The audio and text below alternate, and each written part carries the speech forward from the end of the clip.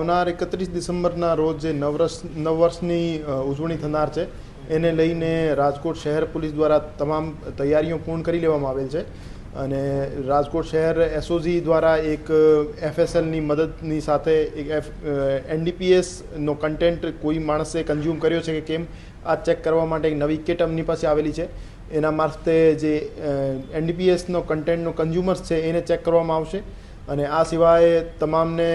Police station સ્તરે breath analyser આપી દેવામાં આવ્યા છે અને આના આધારે કોઈએ ડ્રિંક એન્ડ ડ્રાઈવ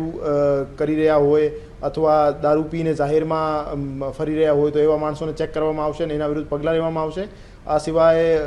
ડીજી સાહેબની અને સ્થાનિક સ્તરેથી પ્રોહિબિશનની અને ડ્રગ્સની એક ડ્રાઈવ આપી દેવામાં આવી છે. આ ડ્રાઈવ દરમિયાન ગઈકાલે પણ દેશી દારૂના જે જગ્યાઓ હતી એના ઉપર રેડ કરવામાં આવેલ હતી અને કેસો કરવામાં આવેલ હતા અને આવનાર દિવસોમાં પણ એ જ રીતે તમામ જગ્યાએ જે જ્યાં દારૂ વેચાણની સૂચના અમને મળે છે ત્યાં રેડ કરવામાં આવશે અને એનડીપીએસ બાબતે પણ અમને જ્યાં ઇન્ફોર્મેશન મળશે ત્યાં એનડીપીએસ પકડવા બાબતની રેડ કરવામાં આવશે. હજુ સુધી એક પણ જે 31 ડિસેમ્બરના રોજ જે પાર્ટીઓ યોજનાર છે એમાં એક પણ મંજૂરી આપવામાં આવેલ નથી. અમારી પાસે as of now 8 permission letters આવ્યા છે જેના આધારે એની ચકાસણી સ્થાનિક પોલીસ સ્ટેશન સ્તરેથી ચાલુ છે અને તમામ ડોક્યુમેન્ટ્સ અને તમામ જે એમને લીગલ કાગજાત એમના હોવા જોઈએ એ ચેક કર્યા પછી એમને પરમિશન આપવામાં આવશે. આ તમામ આયોજકોને પોતાની સિક્યોરિટી એજન્સી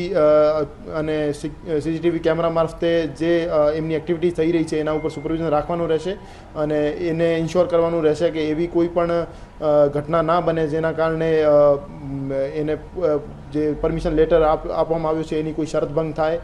અને આની સાથે સાથે કોઈ પણ ડ્રગ્સના અથવા દારૂના કેસીસ એની પાર્ટીમાં ના બને એની જવાબદારી પણ આયોજકની નક્કી કરવામાં આવશે અને આ સિવાય વગર પરમિશન વગર મંજૂરી કોઈ પણ પાર્ટીનું આયોજન ના થાય એ બાબતે પણ હું તમામને માહિતગાર કરવા માગું છું. પોતાની સ્તરે ખાનગી ફાર્મ હાઉસમાં કોઈ પાર્ટી કરે તો એનાથી પોલીસને કોઈ વાંધો નથી, પણ એમાં પ્રોહિબિશન ડ્રગ્સ અથવા કોઈ પણ અવૈધ ગતિવિધિ ચાલશે તો એના ઉપર પોલીસના દરોડા પાડવામાં આવશે અને એના વિરુદ્ધ કાયદાકીય કાર્યવાહી કરવામાં આવશે.